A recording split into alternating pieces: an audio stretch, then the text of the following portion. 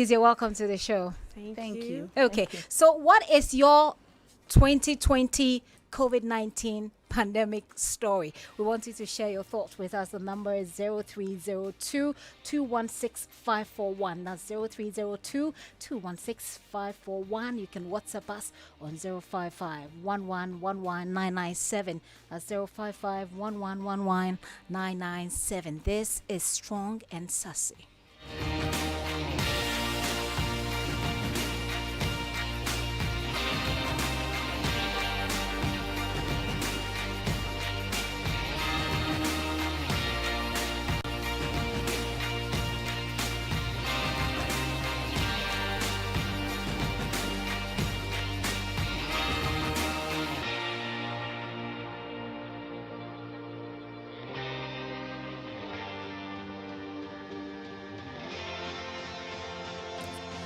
All right, so I'm just going to listen to you, ladies, on what your pandemic story has been. I mean, I'm sure it hasn't been easy, not for any of us. I like the way you rolled your eyes. And I was just asking, who wants to go first?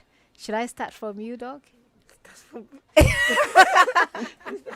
Is that part of the pandemic effects? Okay, we should start from the national health insurance. Okay. So, dog, what's the story? Well, the NHIS, due to the speed with which the pandemic came, and the fact that not enough Ghanaians had full membership of the NHIS, it was felt that government should take the cost. Okay. And it didn't come through the NHIS. For the testing.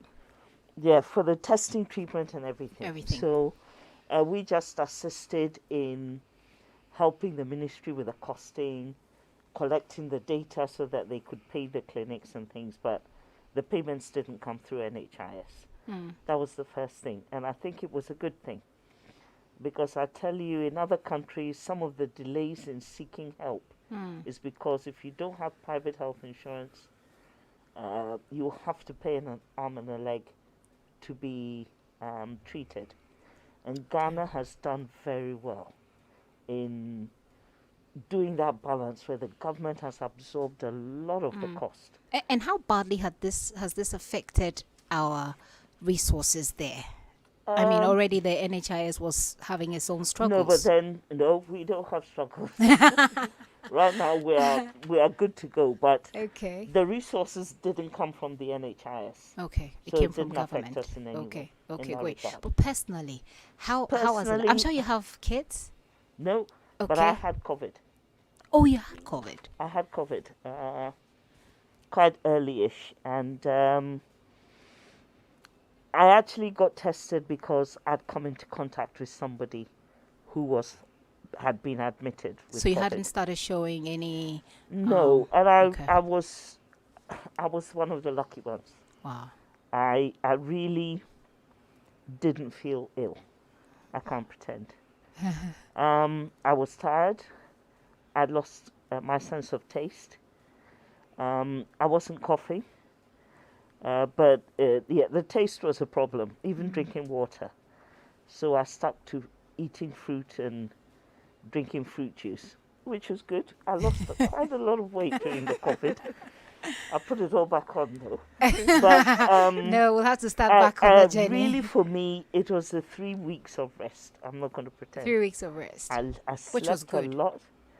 I hadn't realized work had become a bit stressful, so it allowed me to watch TV, catch up on my shows, and read books, which I hadn't read for a while.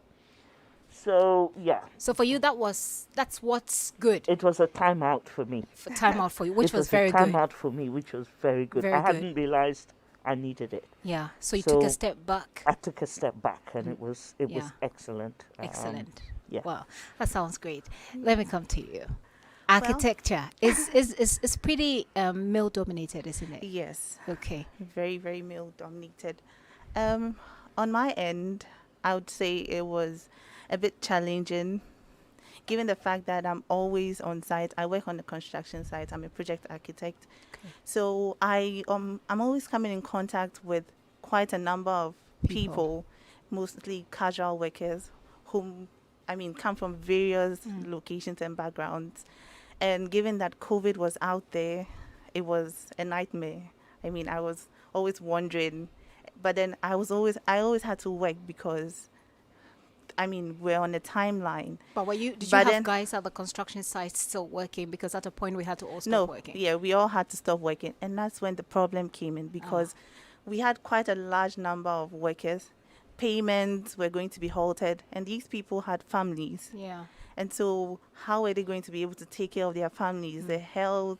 PPEs were not enough because we were providing PPEs like nose masks, gloves, and other things for them. And now we're all supposed to go back home. And these guys were on site, off site, wondering how they were going to, Were they agitated? Yeah, they were. So, So for you, what do you do? Do you manage these workers? personally, I don't manage. You don't manage them. I don't manage Okay. them. So when they became agitated, how did you deal with it? As an As a- organization. Well, we did offer them some help. We gave them a little stipend to keep them for the period while they were at home. Okay. And then immediately the restrictions were lifted. We allowed just a come few, back. but then we had to let go of 90% As of in them. lay them off. We had to lay them off because we couldn't keep them because of their large numbers and contact, because we needed to be sure that, okay, this number of people we're working with were healthy enough to work for a certain period. And plus, we didn't want so many people around so that there's a lot of contact. Yeah, And then the we're possibility of spread. And so we tried to limit that. And that was a huge challenge. Wow. Given the fact that people would be calling you, please, can you help me? And you're also all the workers calling you for help. They'll be calling you, and you're also on the other side, and you also need help. But then, Yeah. who you call? And, Nobody. and that brings me to your personal, experience. How did it impact your relationships, family, spouse, partner, whichever? Well, it did impact me good and bad. Okay. In the sense that I got closer to my family because I always had to check up and find out, oh, how are you doing? Are you okay? And I had family outside. So the very personal one was my father. My father is a health practitioner. Okay. And he was in Spain at that time. Oh, yes. And that one was of the worst hit countries. Exactly. And sometimes communication was so bad. I wouldn't hear from him for a number of days, and then I start to think, is my father happened to alive? him? Is he okay? I had my nuclear family very close to me, so I knew that they were okay. Because Okay. my family took it way overboard by not even stepping outside. Oh, wow. So I knew that everybody was going to be okay, but I was scared for my father, for So example. with so but much then, people at home, people who would ordinarily be out there, so that we later come back home, we all rest. Now everything is centered in the house. Yeah. Did it?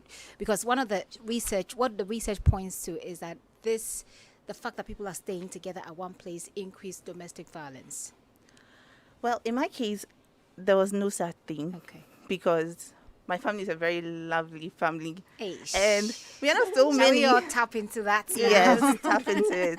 And we are not so many. Okay. I just have 2 siblings and a cousin and my mother. So there's just 5 of us. And everybody, there was enough space for us to experience the social distance of even 6 meters.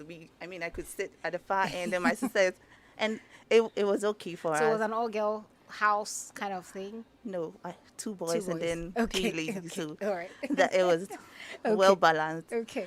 But then I wouldn't say we really struggled. It rather bonded us together. Together. We were able to have conversations because, when everybody goes to school, my siblings are in school. So whenever everybody goes back to school, we all lose contact. And so when they were all at home, we're forced to play the board games again, play the video games, watch the movies, Okay.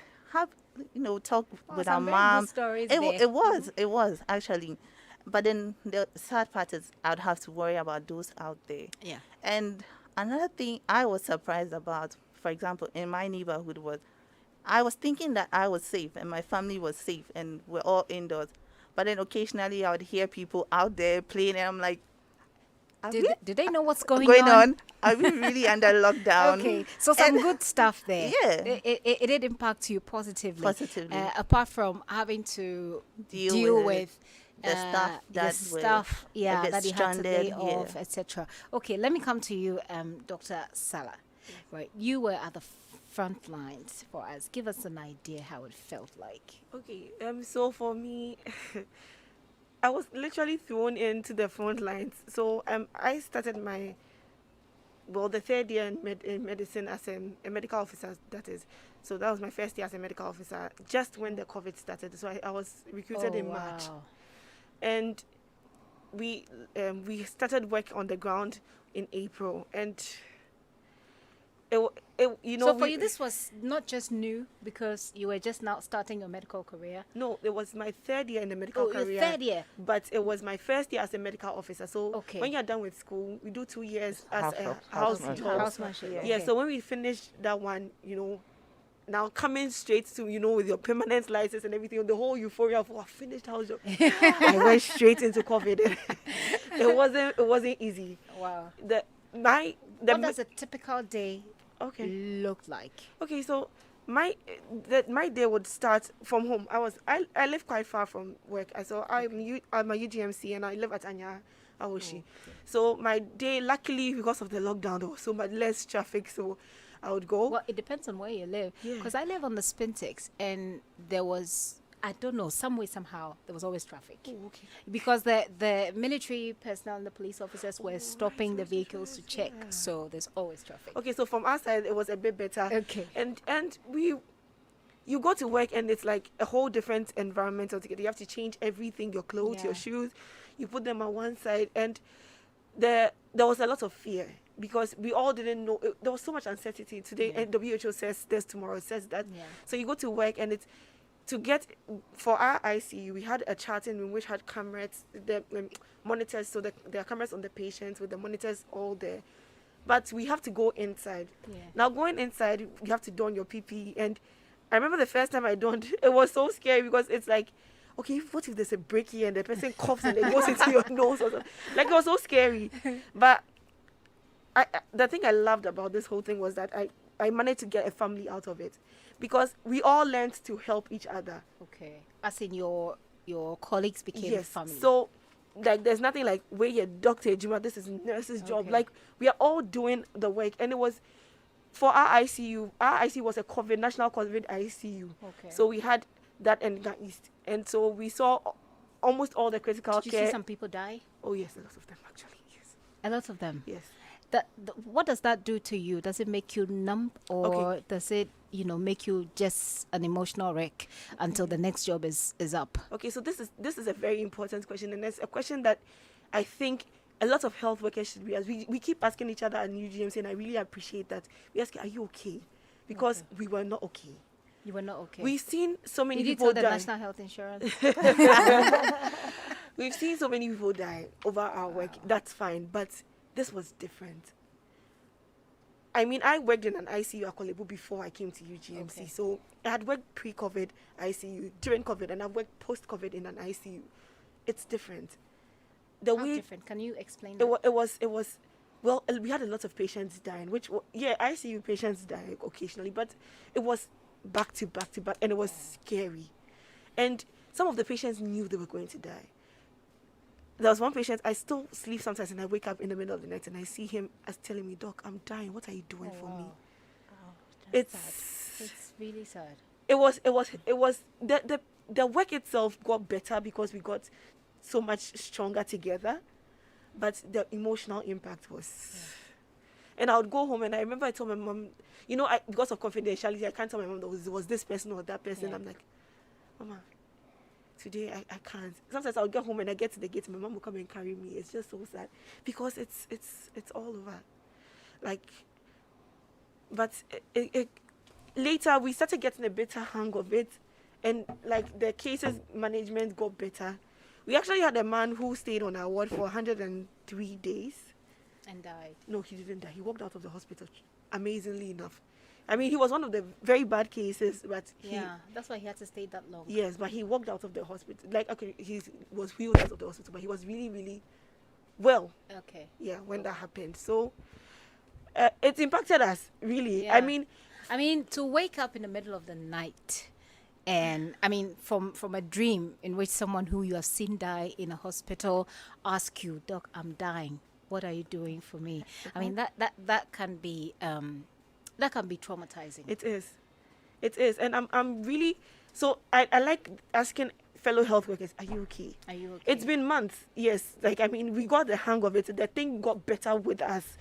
That much I will admit. Yeah. I mean, my bosses were all over it now, and it's like we're all getting the hang of it. But it's not been easy. And I mean, I'm way lower on the food chain. I'm just imagining those who were higher up having to make hard decisions. Yeah. Like, this person has to be taken off the ventilator, and it can't be easy. Yeah.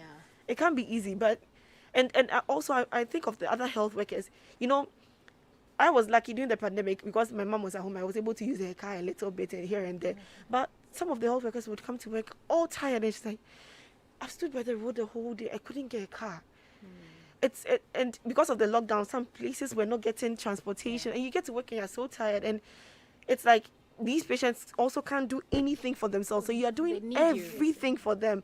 By the time you are leaving, and we used to run 12-hour shifts, then and you do a whole 12 hours, and you going back to, you're not getting a car. Like, it wasn't easy for a lot of people. I always count myself as one of the, like, I'm in an urban area, and I have a family who, you know, were supporting me. My mom will cook. I mean, you your know, mom could come and carry you at the door. That's yeah. So that's amazing. by the time I'll get home, my mom has cleaned my room. She's done everything for me. So I always count myself as one of the lucky ones. But how about those Shout who out couldn't? to your mom. Shout out to your mom. Yeah, my mom's an amazing woman. What's her name? Theodora Malkosala. Theodora Malkosala, Mrs. Theodora Malkosala. We're celebrating you tonight. Your daughter is here, and she's giving you some real thumbs up here. Yeah. So I'm going to. I want to take your thoughts on what she has just said. This is about our health sector.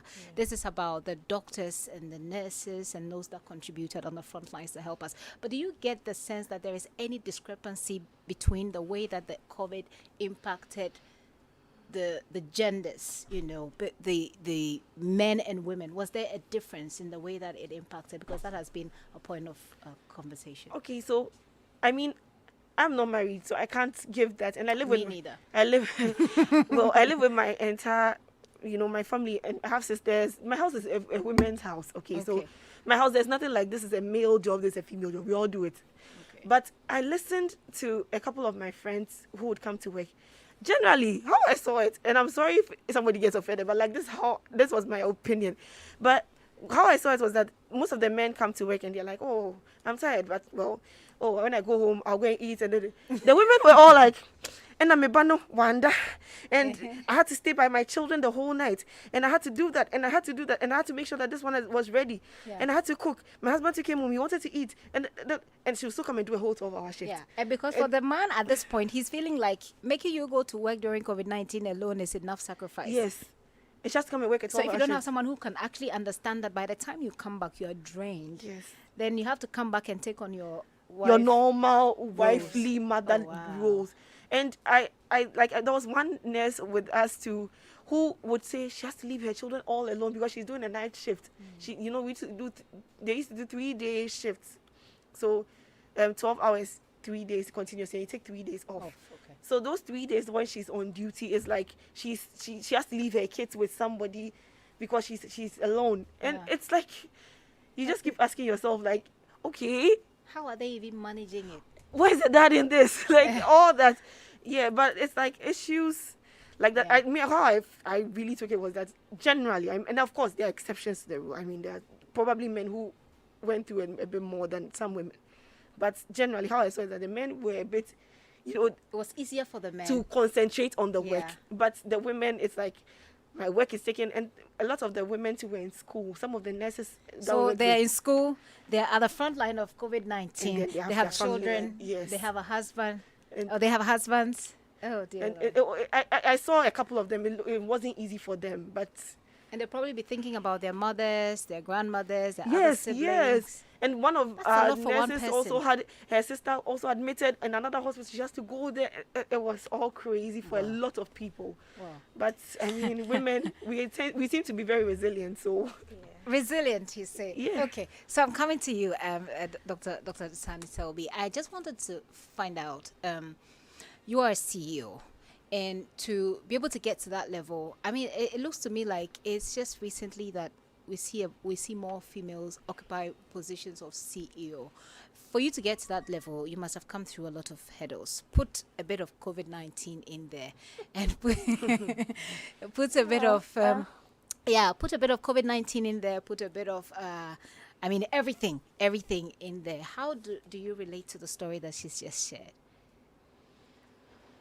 I think that's the challenge. Sometimes you have as a female CEO, the empathy part. You can't just be so hard-headed, and you end up being a bit soft as well.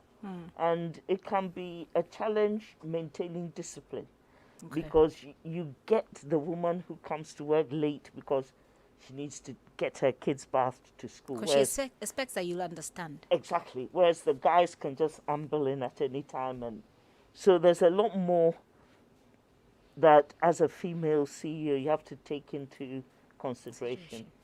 And I think sometimes women just have to prove themselves Over a and over little again. over and over again.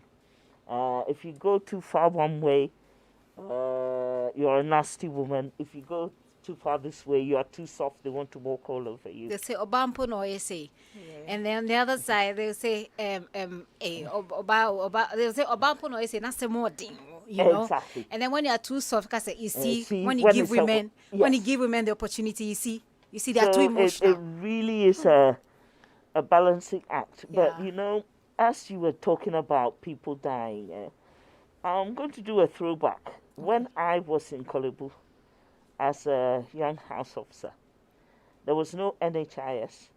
We're in the depths of cash and carry. And in those days, we had measles. Trust me. Every day, you could lose 10 children during the measles epidemic time.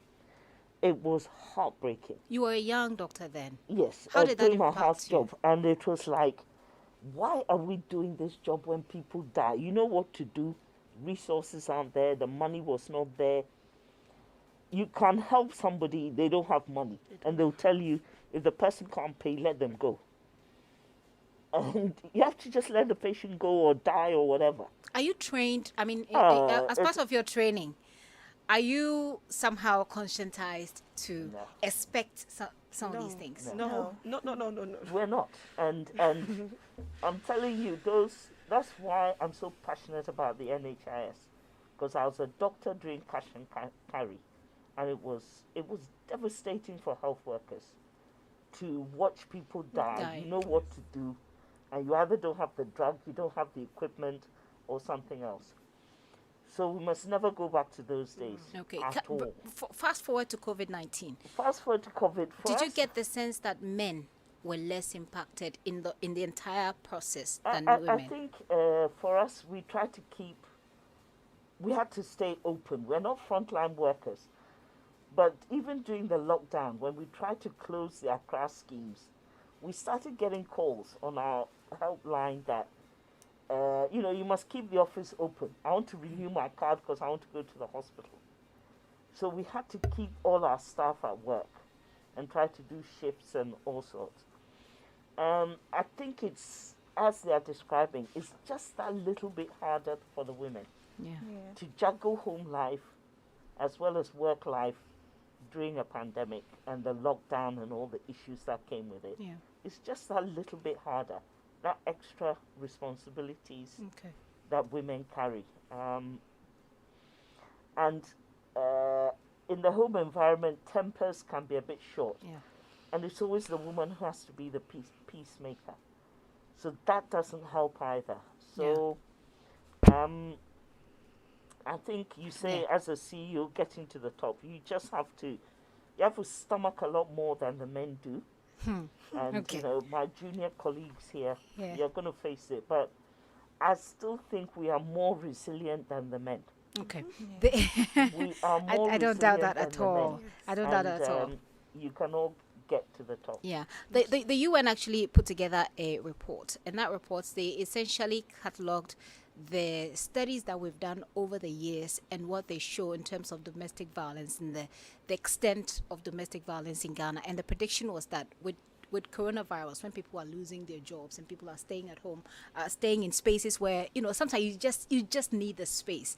The idea that it could increase. And so the recommendation is that government and state institutions should put in some measures, that makes it easier for us to deal with some of these things. And so one of the things they did was to suggest that the DOFSU helpline should be publicized a bit more.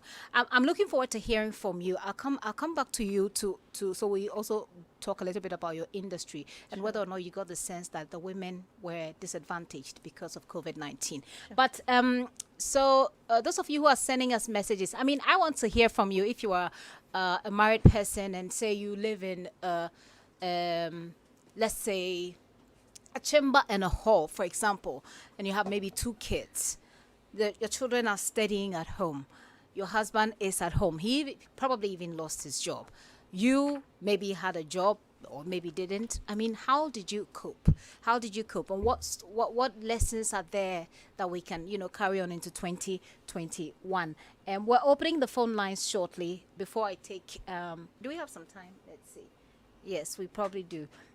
Opening the phone line shortly, and the number is 0302 216 541. That's 0302 216 541. Share your COVID-19 pandemic story with us, especially if you are a career woman, housewife, married woman, whatever it is. Do you also get the sense that men were in an advantaged position, or women were more disadvantaged because of COVID-19? So Andrea, I'm coming to you. You're in your industry. Yeah. I know it is male dominated. Yeah. But with COVID-19, did anything happen that you can recollect that points to the direction that women were disadvantaged? Yes. Not personally, but I did have a few colleagues tell me that they had lost their jobs because of COVID and because they couldn't keep all of them together. But my worry was, why the females? Because we are not so many in the industry.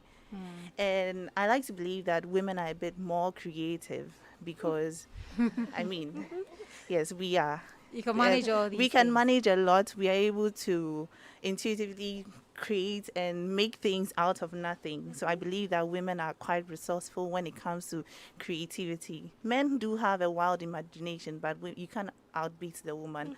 And it was rather sad hearing that a few females that I knew had lost their jobs during this period.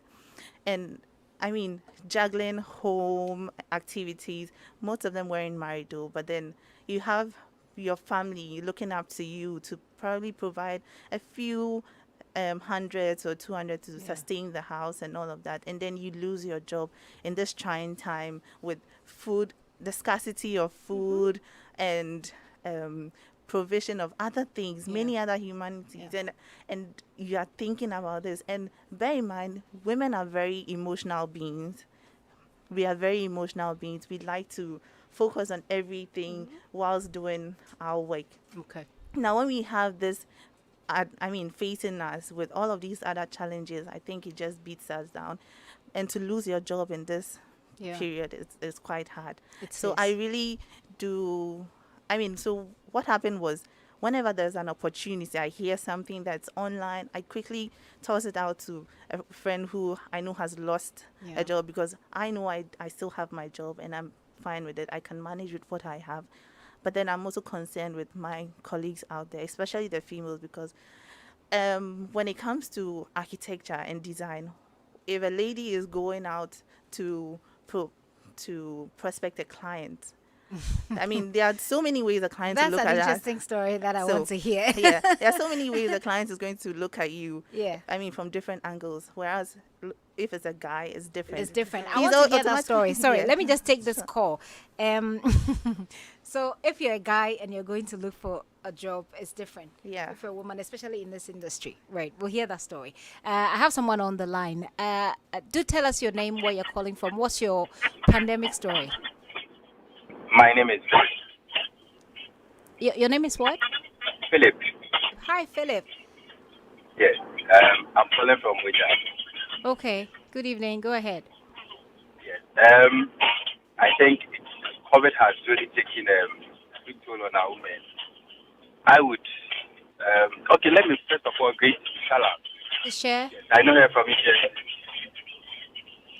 Yes, I know she's doing so a lot. I'm getting a terrible feedback. If you can lower the set, I don't know if it's in your car or if it's in your room. If you can lower it and listen to us on the phone, we can hear you perfectly. Okay, it's Okay. better now. So I So was I asking if you said, had a personal story to share.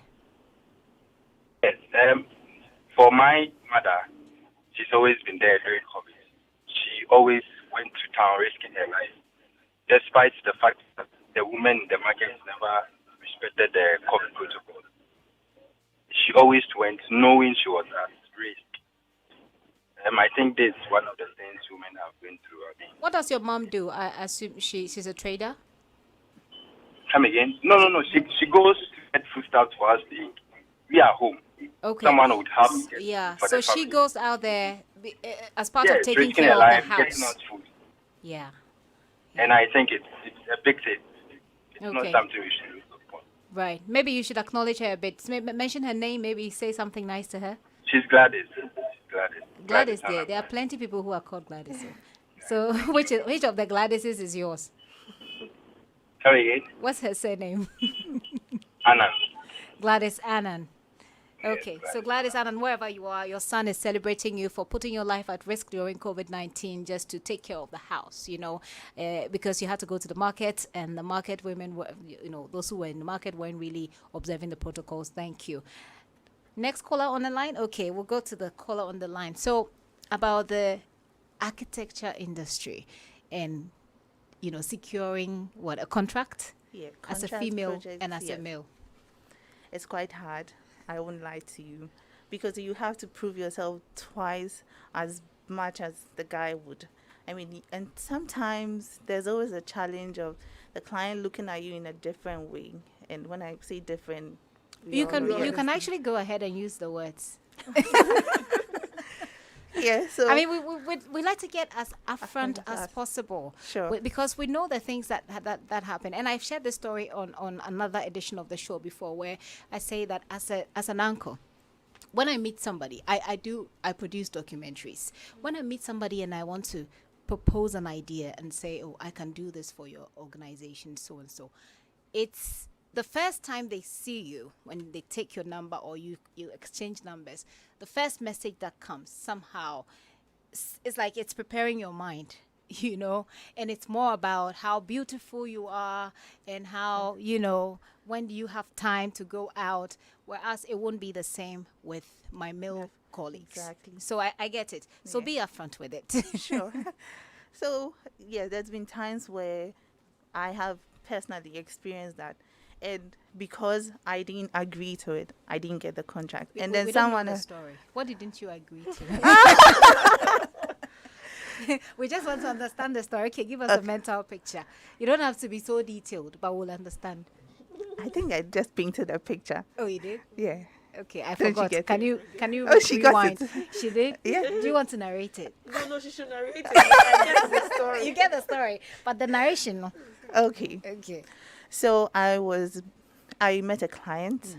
I was actually referred to this client. And I got into a meeting with the client, and it was on a project. So what happened was, I mean, the meeting went very successful. I was thinking that, I mean, at the end of the day, I'm going to land myself this wonderful. Yeah.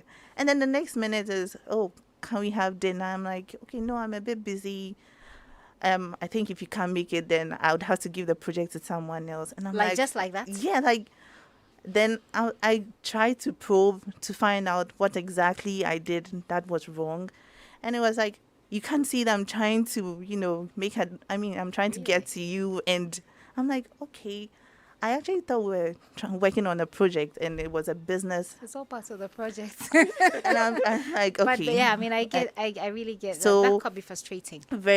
And it happens quite often. And sometimes you get people that would tell you that, okay, do the job for me. I mean, I would pay you up and all of that. And it's really frustrating when it happens that way. So if you want to imagine that in the midst of COVID-19, when people aren't buying anything, when people aren't really doing business. So that is when, for me, I if you explain to me what you are going through, I would.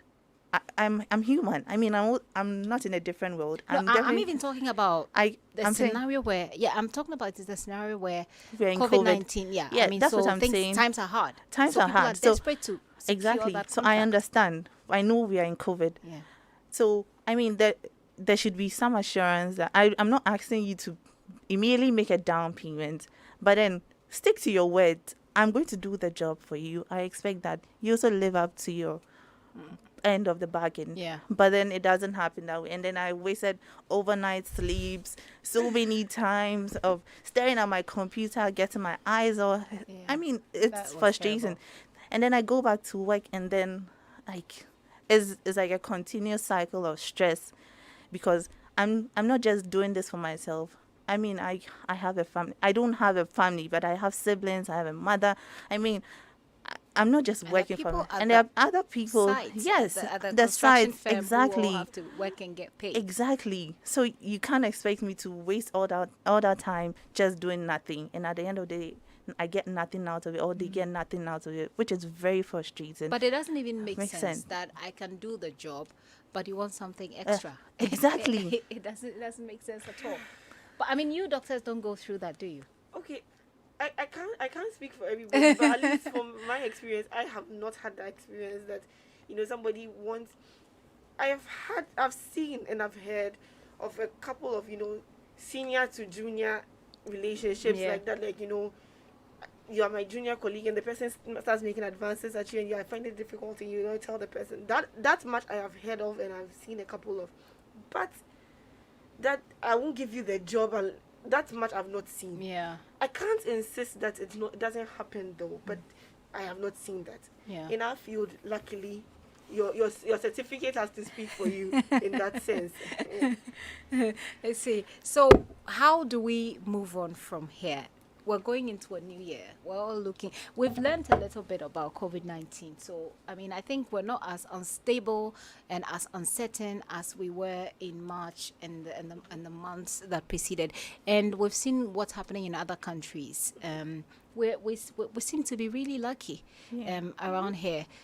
But how do we carry on into 2020 and make sure that we're safe? We're looking at reopening our schools. Let me come to you, Doctor. Let's ask the doctor. Are we Okay. seeing a second? Are we seeing a second surge? Okay, so in a sense, I would say yes, we are seeing a second surge. In Ghana, unlike other countries, I believe a lot of work went into COVID, and I'm so proud of Ghana for that. But one other reason why we didn't see as many cases is because a lot of people just took the COVID as, oh, I'll be okay, and people who were asymptomatic just moved on with their lives. I know somebody who had COVID, he had COVID, and still went out. Oh, But it's like, and a lot of people, it happened several times, and I know people who knew that, okay, I'm not feeling too great, but I'll still go to the market and go and buy something. Yes, because how else would they eat? How else would, like these, especially say you're a single mother or your mother taking care of a whole family, your family expects to eat. So even if you don't feel well, what you still go and find food to eat. yeah, I don't which is blame what Philip said. when he exactly. called. I don't blame a lot of people for that. I mean, when it's beyond their control. But it's there seems to be a second surge happening. I mean, the number of cases really went down, and then it seems like number of Now cases are coming. it's coming up. Some ICUs had to be open on the interim and other stuff. Luckily for us now, we are not running a COVID center anymore. But I mean, I know some ICUs had to open. I know Kolebu's COVID center is still running because they still have patients there. Okay. So and the sad part about it is that because it's been so long, everybody has moved on with their lives. Yes. You go to the Is that a good thing or a bad thing? for my Because we're told that the mental, the psychological status of people when you feel afraid in itself is more dangerous than the virus. I mean, the psychological impact of anything is really scary. it can you can have a psychological issue and it will break your whole physical body down. Exactly. We know that, but I mean, do the protocols and then live your life. Okay. You wear the mask, you wash your hands, you use the sanitizer, do the social distance, and when you don't feel well, just stay at home, and still live your life. Like Dr. Selby said, she stayed at home for 3 weeks. Yeah. I mean, if you have the luxury of doing that, you can stay at home for 3 weeks and go back to your normal lives. If nothing is wrong with you, go to work, wash your hand. If there's something, I mean, you don't need to go to the beach before your life moves on. You don't need to go to the club before your life moves on. Yeah. I mean, yeah, we all Christmas, we all have parties, we all want to feel family, we want to see friends around. But the things that we don't need to do, once the pandemic passes, we can just go back to our We can lives. just go back to our lives. Okay, we'll wrap up with what we can do, the advice as we go along. Let me just pick this call. Hello, thanks for calling. Your name and where you're calling from. Hi, my name is Peku. I like the I'm fact that calling men are calling into the show. So what's the story there? Oh, I think I saw how the men, I mean, we end up demanding something else after business before contract is awarded.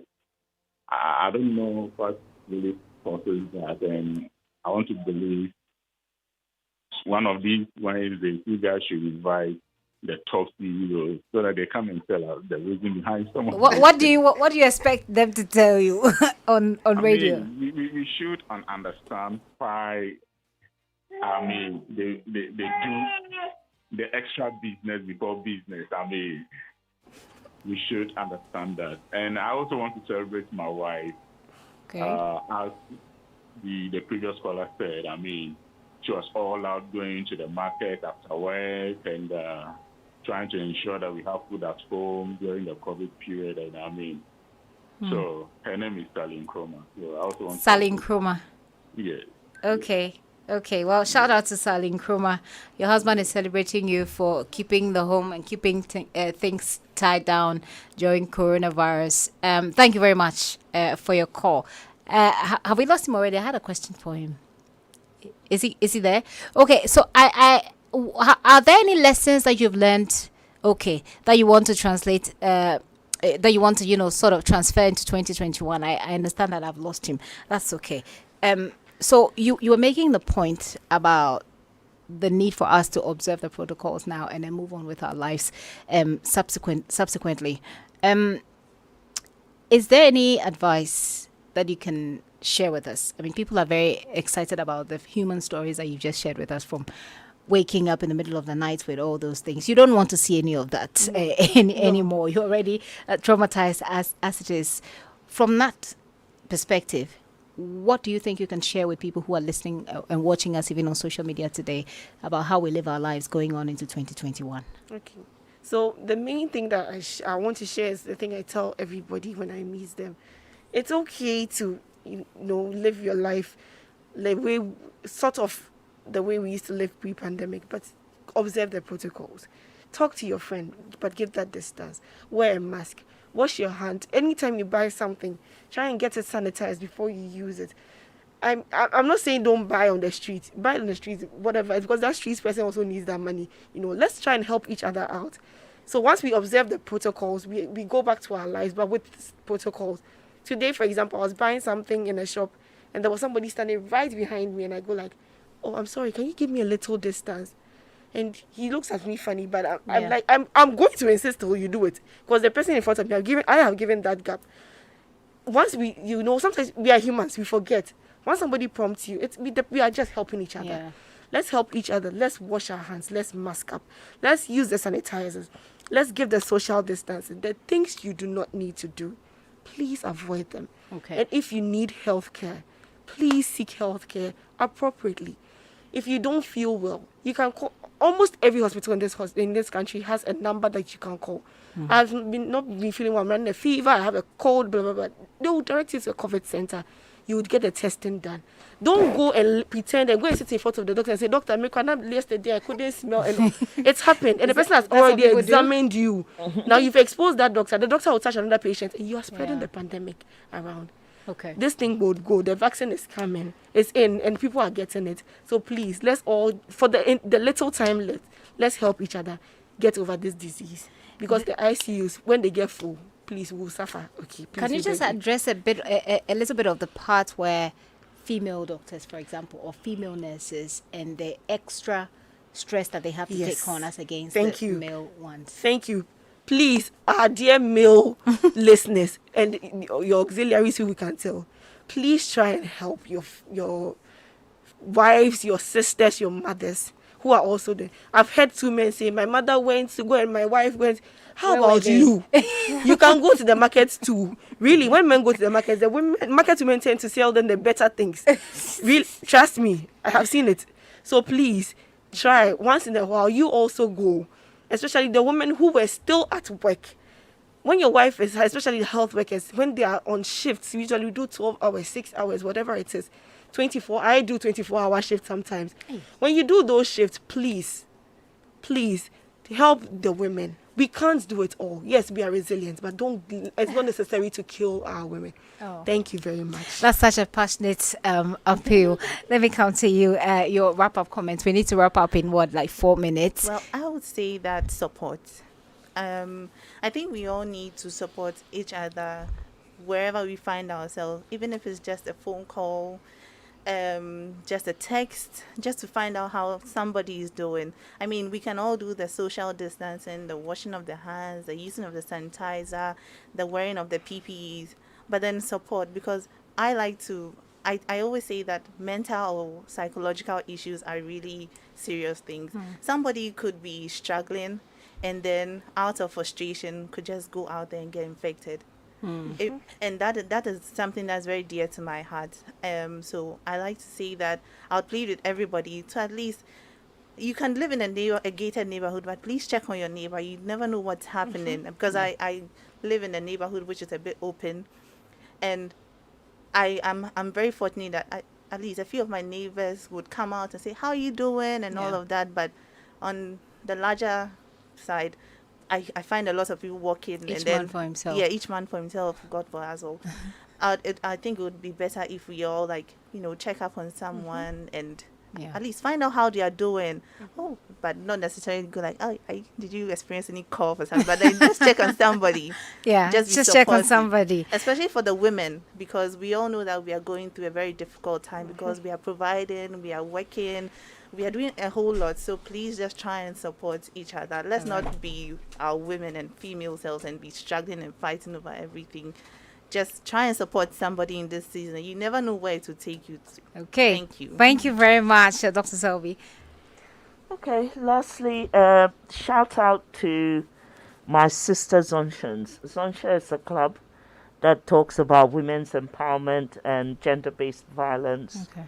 And I think it's at these times that the bonds that women form actually hold up a community. Yeah.